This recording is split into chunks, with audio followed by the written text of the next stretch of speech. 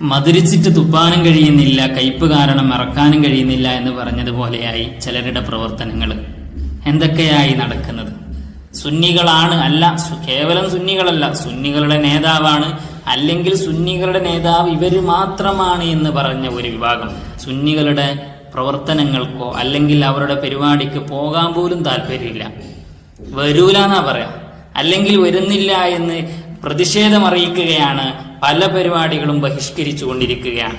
അപ്പോഴാണിതാ ഏറ്റവും വലിയ വഹാബികളുടെ കേരളത്തെ ഏറ്റവും വലിയ നേതാവായ ഒരാളുടെ പുസ്തക പ്രകാശനത്തിന് നമ്മളുടെ എല്ലാമായ ആൾക്കാർ എന്ത് സംഭവിച്ചു എന്നൊന്നും നമ്മൾ ചോദിക്കുന്നില്ല, ആരും ചോദിക്കേണ്ടതുമില്ല.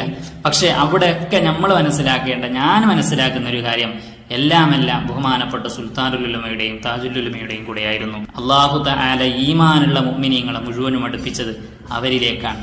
അല്ലാഹു തആല ഇസ്സത്ത് ഇനിയും നൽകട്ടെ.